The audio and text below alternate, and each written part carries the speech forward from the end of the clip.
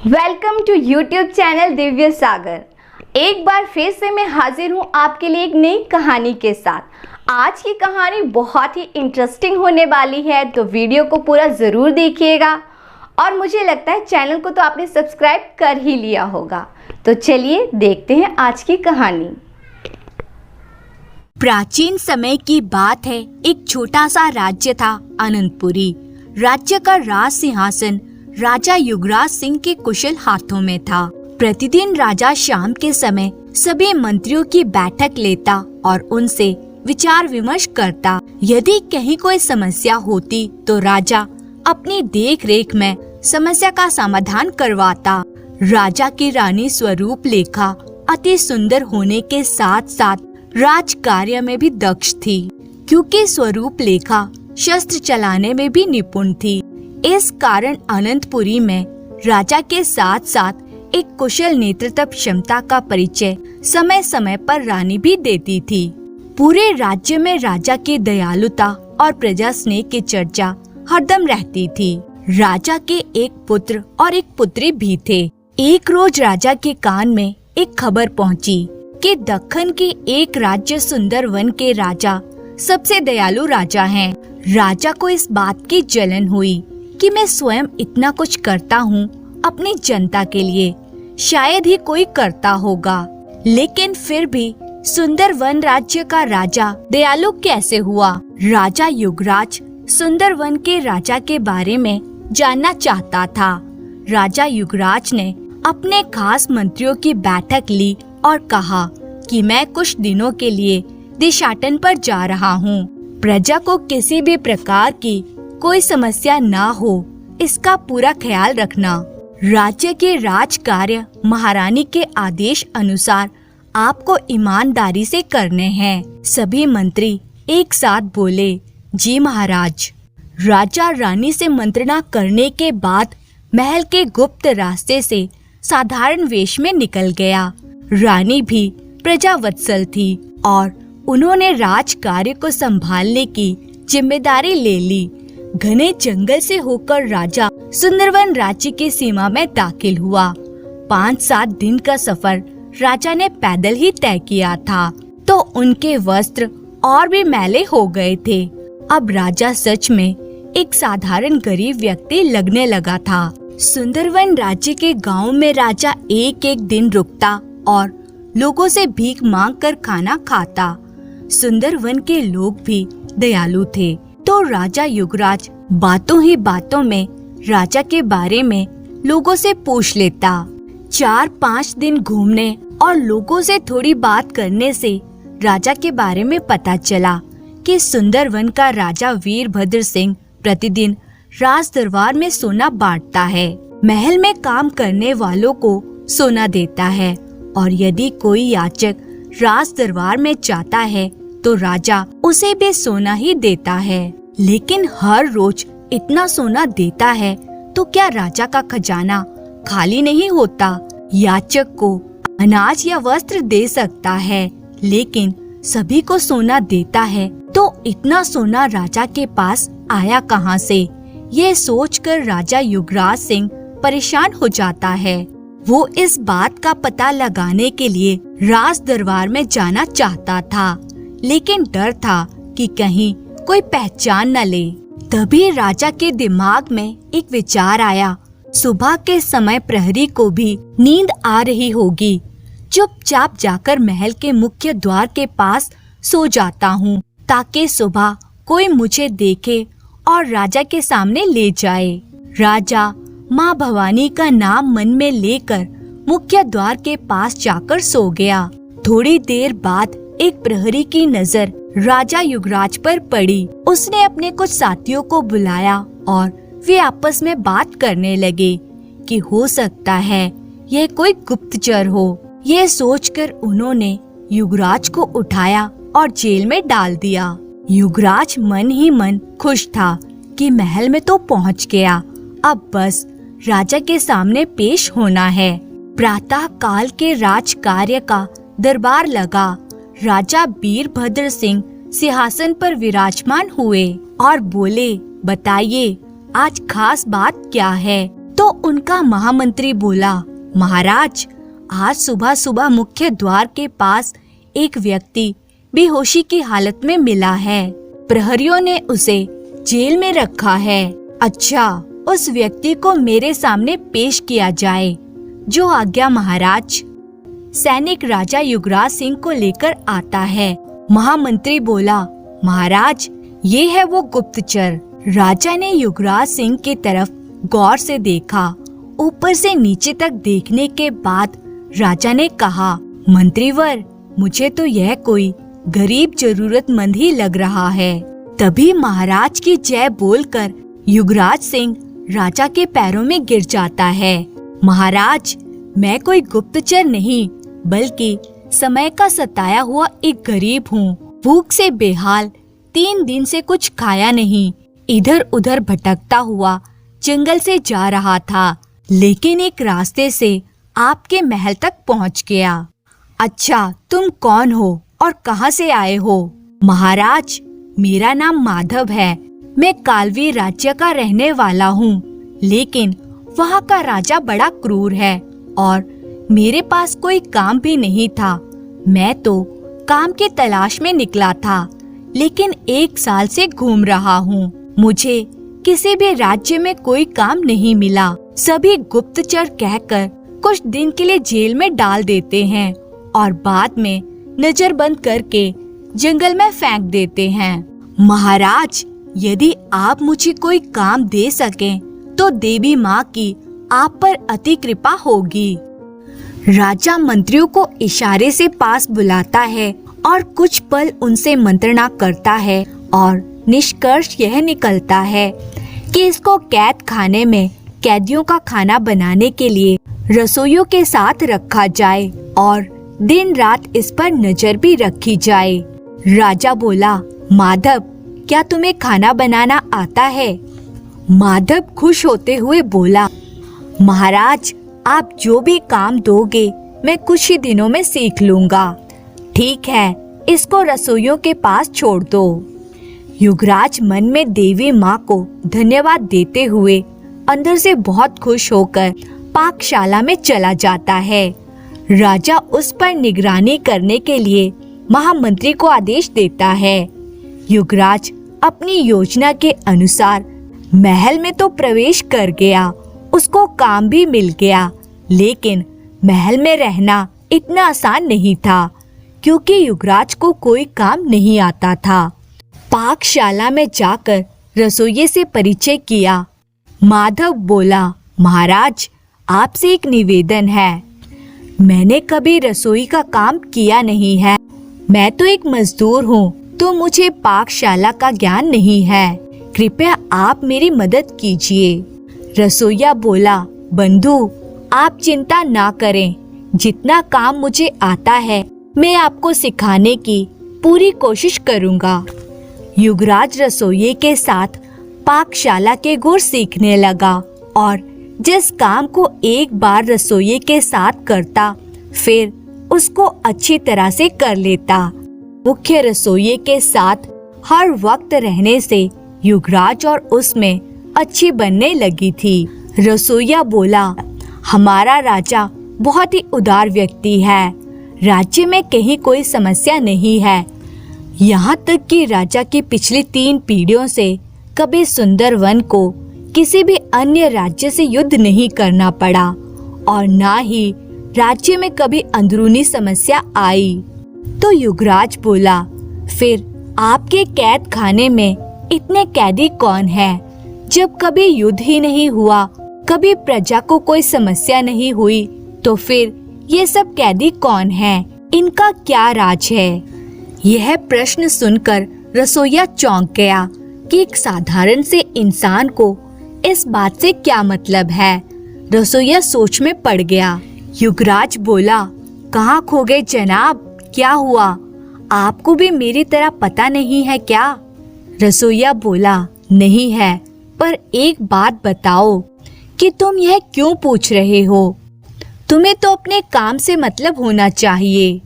हाँ बंधु, तुम सही कह रहे हो, लेकिन इतने दिन हो गए यहाँ रहते, आपके राज्य की हर एक बात हर गतिविधि मुझे बहुत अच्छी लगती है।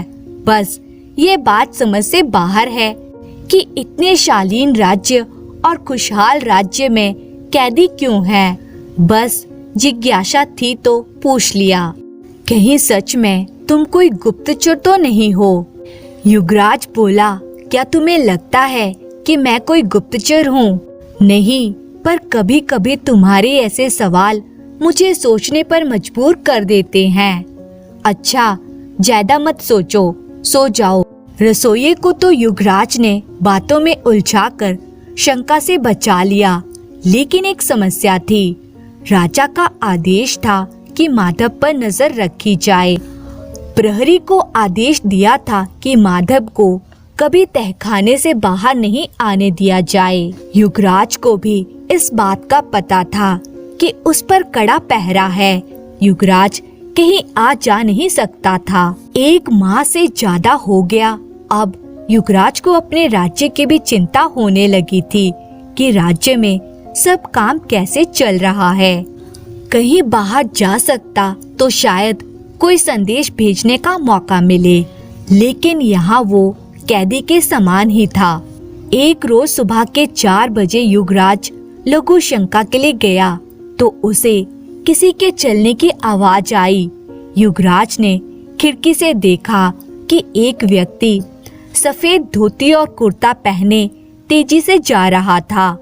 आगे निकल जाने की वजह से चेहरा तो देख नहीं सका, लेकिन ऐसा प्रतीत हुआ कि वो राजा वीरभद्र ही था। युवराज वापस अपने कमरे में आकर सो गया। सुबह जब वे दोनों उठे तो रसोइया कुछ परेशान सा दिखा। माधव बोला, क्या बात है बंधु, तुम इतने परेशान क्यों लग रहे हो? माधव, मैं भी तुम्हारी ही तरह हूँ। मुझे नहीं पता कि इस महल में कहाँ क्या है। मैं एक विशेष योजना के तहत यहाँ आया था, लेकिन मंत्री और राजा की मानसिक क्षमता ने मुझे हरा दिया और मैं इस पाकशाला में कैदी की तरह ही रह रहा हूँ। ओह, मतलब तुम इस राज्य के नहीं हो? नहीं, मेरा नाम विक्रांत है। मैं उल्लासपुरी राज्य का राजकुमार हूँ।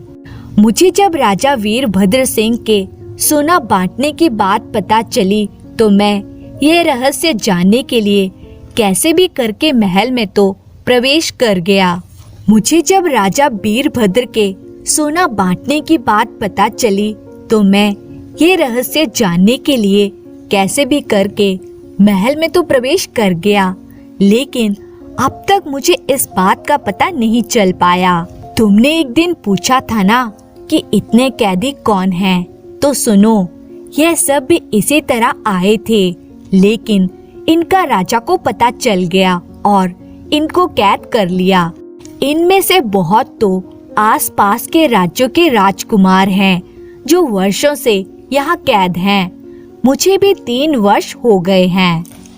वापस जाने का कोई रास्ता भी नजर नहीं आता है।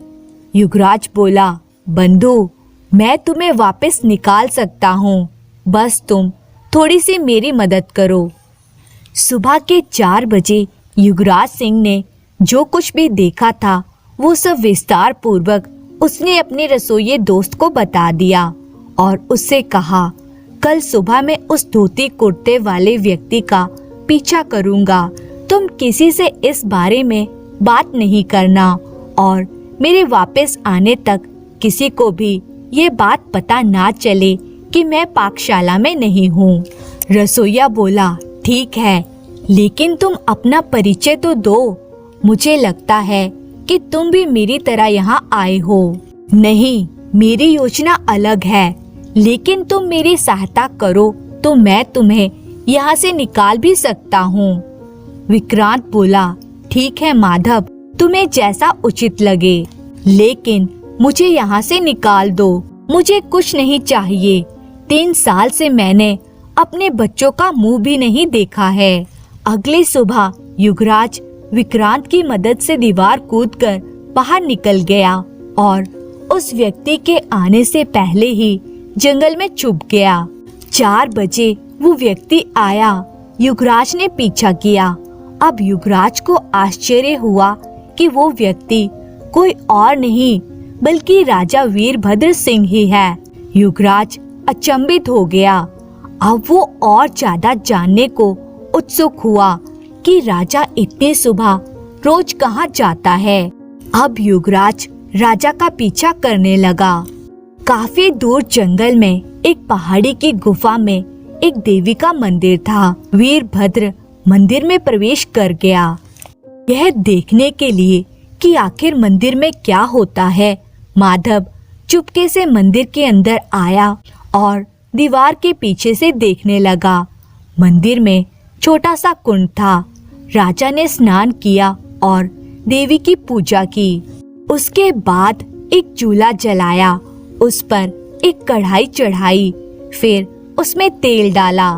युवराज को यह सब देखकर बहुत आश्चर्य हो रहा था कि राजा ये सब क्या कर रहे हैं।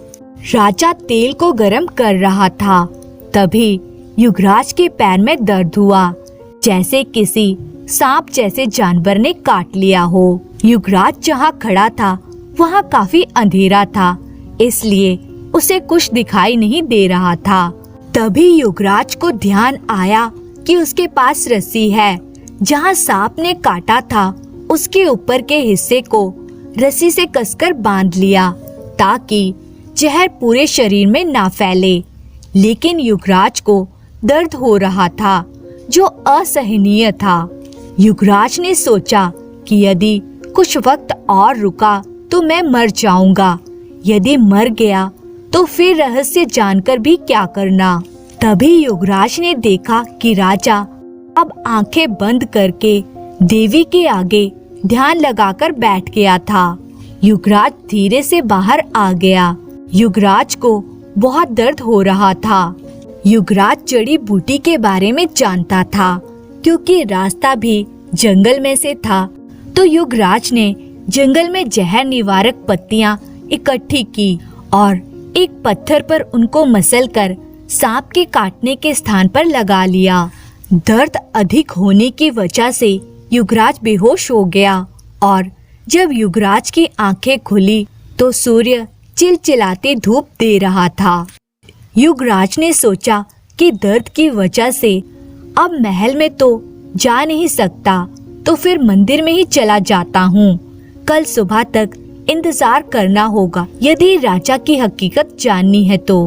उधर जब युवराज वापस नहीं पहुँचा तो विक्रांत चिंतित हो गया।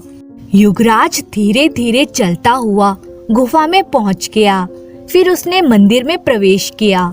वहाँ देवी की प्रतिमा, कुछ ग्रंथ जैसी पुस्तकें भी रखी हुई थी।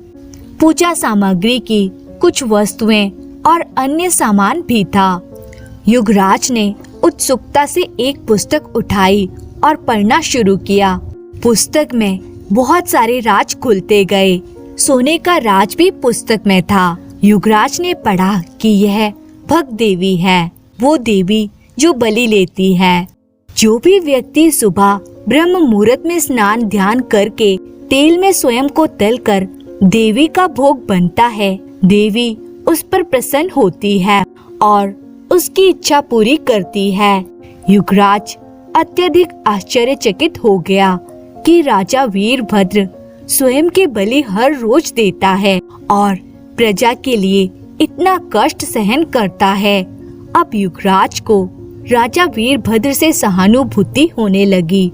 उसने सोचा कि क्यों न मैं तपस्या करके देवी को प्रसन्न करूं और राजा वीरभद्र को इस कष्ट से निकालूं। लेकिन देवी का भोग बनाने की विधि ना तो युवराज जानता था और ना ही पुस्तक में था। युवराज ने सोचा कि आज रात तो यही रुकता हूँ, सुबह राजा आएगा तो भोग बनाने की विधि देख लूंगा। युवराज पूरा दिन मंदिर में पुस्तकों का अध्ययन कर रहा था और देवी को प्रसन्न करने वाले मंत्र सीख रहा था। यदि कोई व्यक्ति एक बार देवी का भोग बन जाता है तो उसे जीवन भर देवी का भोग हर रोज बनना है। यदि कभी कोई चूक हो जाए तो देवी के प्रकोप से उसे बहुत कष्ट सहने पड़ते हैं। युवराज को अब डर भी लग रहा था युवराज ने सोचा कि हर ग्रंथ की कहानी में समस्या का समाधान भी होता है। यदि इस देवी के प्रकोप से बचने का कोई समाधान है तो वो भी मुझे पुस्तक में ही मिलेगा। उसने सभी पुस्तकों को गौर से देखा तो उसे एक पुस्तक मिली जिसमें कई रहस्यों का वर्णन था। युवराज को तो केवल भूख से छुटकारा पाने का राज जानना था। युवराज ने पुस्तक पढ़नी शुरू की। पढ़ते पढ़ते रात्रि का दूसरा प्रहर हो गया। इतने गहरे राज निकले कि युवराज भूख प्यास सब भूल गया। पुस्तक में लिखा था कि कोई व्यक्ति भोग से पहले रात के 12 बजे तुलसी की माला हाथ में लेकर एक पैर पर खड़े होकर 1008 मंत्र जाप करे तो देवी प्रकट हो जाती है और उसे मनचाहा वरदान दे देती है। युवराज को कुछ संतोष हुआ कि समाधान तो है, लेकिन 1008 मंत्र जाप वो भी एक पैर पर खड़े होकर कैसे होगा। लेकिन युवराज तो राजा को होने वाले असहनीय कष्ट से बचाना चाहता था। सुबह के 4 बज चुके थे और राजा वीरभद्र मंदिर में प्रवेश करके देवी की प्रतिमा के आगे ध्यान में बैठ गया था। राजा कोई मंत्र बोल रहा था जो युवराज को सुनाई नहीं दे रहा था। मंत्र जाप पूरा होते ही वीरभद्र खौलते तेल में बैठ गया।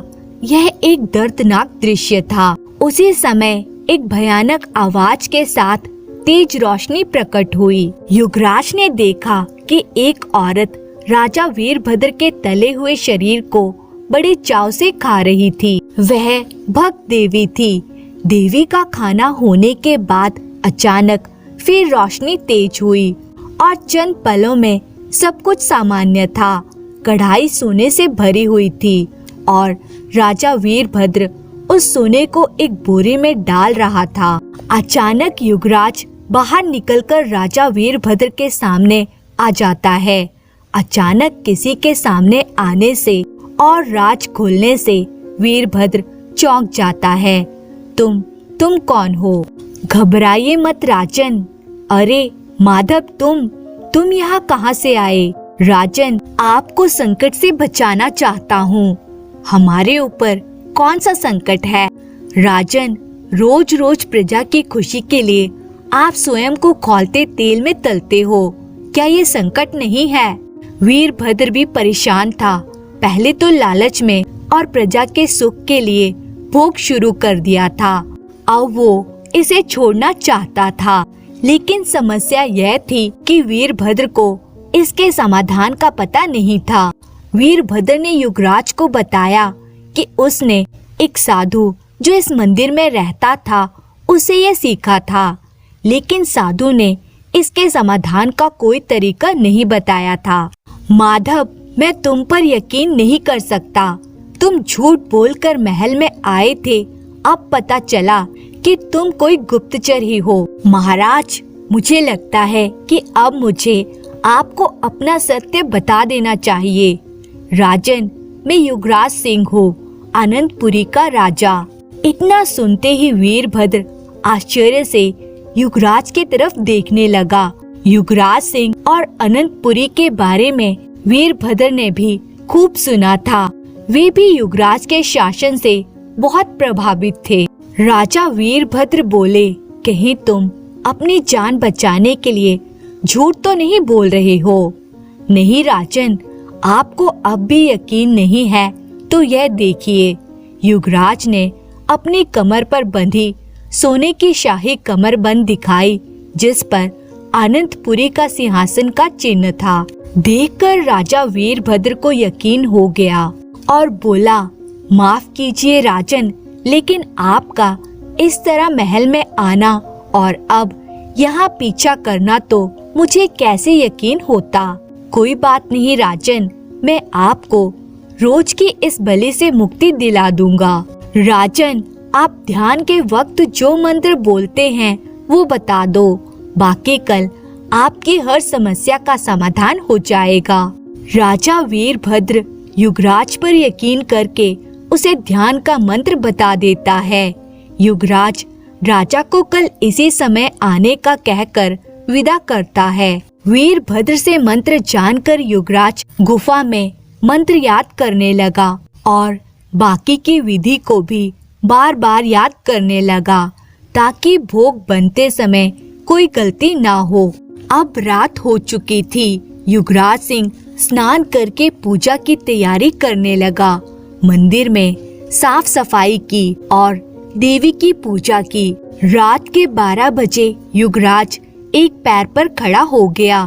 तुलसी की माला लेकर देवी के मंत्र का 1008 जप करने शुरू कर दिए। मंत्र पूरे होते ही भयानक आवाज के साथ तेज रोशनी प्रकट हुई। देवी क्रोध में बोली, कौन है जिसने वर्षों बाद मुझे याद किया है? युवराज बोला, देवी मैं अनंतपुरी का राजा युवराज सिंह हूँ। क्या चाहते हो राजन? माँ, यदि मैं इस यज्ञ में सफल हो जाऊं तो आप मुझे क्या दे सकती हो? यदि तुम सफल रहे तो मैं तुम्हारी इच्छा पूरी कर दूंगी, लेकिन ध्यान रहे यदि जरा सी भी चूक हुई तो परिणाम बहुत भयानक होगा। देवी, सुबह आपका भोग मैं बनूंगा। यदि आप मेरी तपस्या और भोग से प्रसन्न हो जाओ तो आपको मेरी इच्छा पूरी करनी पड़ेगी।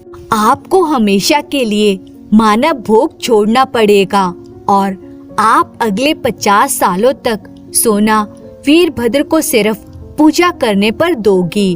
वचन दो कि आप मेरी ये इच्छा पूरी करोगी। देवी बोली, वचन देती हूँ, यदि तुम इस यज्ञ में सफल हो गए तो मैं कभी मानव का भोग नहीं करूँगी, लेकिन यदि तुम सफल नहीं हुए तो फिर जब तक तुम जीवित रहोगे तुम्हें हर रोज मेरा भोग बनना पड़ेगा और बदले में तुम्हें कुछ नहीं मिलेगा। देवी माँ, मुझे ये मंजूर है। इसके बाद देवी अंतर्ध्यान हो जाती है। रात्रि का दूसरा प्रहर था। युवराज सोचने लगा कि ऐसा क्या किया जाए कि देवी भोग से प्रसन्न हो जाए। युवराज सोचते सोचते जंगल में जाता है और कुछ फल ले आता है, फिर कुछ खुशबूदार फूल लाता है। 4 बजने में कुछ ही पल बाकी थे। युवराज स्नान करके देवी की पूजा करता है, तेल डालकर कढ़ाई चढ़ा देता है, फूल देवी की प्रतिमा के आगे सजा देता है और फल भी रख देता है। फिर मंत्रोच्चार के साथ ध्यान करता है। मंत्रोच्चार होते ही युवराज कढ़ाई के खौलते तेल में स्वयं को उतार देता है। खौलते तेल से होने वाली भयानक पीड़ा अब युवराज स्वयं सहन कर रहा था। मन में सोच रहा था कि महान हो तुम वीरभद्र, जो इतने वर्षों से ये कष्ट सहन कर रहे हो। तभी वहाँ राजा वीरभद्र आ जाता है। युवराज को तेल में खौलते देख वीरभद्र आश्चर्यचकित हो जाता है। तभी एक तेज रोशनी के साथ भयानक आवाज हुई। वीरभद्र वो सब दृश्य आज अपनी आंखों के सामने देख रहा था। देवी प्रकट हुई तो प्रतिमा के सामने सजे खुशबूदार फूलों के खुशबू से अत्यधिक प्रसन्न हो गई। फिर वहाँ रखे फलों का आहार किया। फल खाने से देवी की भूख शांत हो गई। आज के अनोखे भोग से देवी बहुत खुश हुई। उसने युवराज को वापस जीवित कर दिया। युवराज को एक भयानक सपने की तरह खौलते तेल में तलने का दर्द अब तक हो रहा था। वो डर रहा था कि क्या पता मैं इस यज्ञ में सफल हुआ हूँ या नहीं। देवी बोली, युवराज, मैं तुम्हारी तपस्या और भोग से बहुत प्रसन्न हुई। इससे भी ज्यादा प्रसन्नता इस बात की है कि तुमने ये सब स्वार्थवश ना करके परहित में किया है। वचन के अनुसार मैं राजा वीरभद्र को और तुम्हें अभयदान देती हूँ और आने वाले 50 सालों तक राजा वीरभद्र मुझे फलाहार करा के सोना प्राप्त कर सकते हैं। तत्पश्चात देवी अंतर्ध्यान हो गई और कढ़ाई सोने से भरी हुई थी। तभी राजा वीरभद्र सामने आए और रोते हुए युवराज के गले लग गए और बार बार युवराज का धन्यवाद करते रहे। दोनों अब जंगल के रास्ते महल में जाते हैं। शाही दरबार में वीरभद्र सिंह राजा युवराज का परिचय अपने मंत्री और शाही परिवार के सदस्यों से करवाता है। विक्रांत भी दूर खड़ा यह सब देख रहा था। युवराज बोला, राजन, आपसे एक निवेदन है। आप पाकशाला के महाराज विक्रांत, जो कि एक राजकुमार है, उसको रिहा कर दीजिए। मेरा वादा है कि वो कभी भी आपका या आपके राज्य का अहित नहीं करेगा। विक्रांत को बुलाया जाता है और रिहा कर दिया जाता है। शाही सवारी पर राजा युवराज सिंह को वापस अनंतपुरी के लिए विदा कर दिया जाता है। राजा वीरभद्र अब हर रोज देवी को फलों का भोग लगाता है और उसका राज्य खुशहाल रहता है। उधर राजा युवराज सबसे दयालु राजा के रूप में जाना जाने लगा और यही युवराज चाहता था। अब अनंतपुरी और सुंदर वन की दोस्ती के किस्से हर तरफ फैलने लगे। धन्यवाद।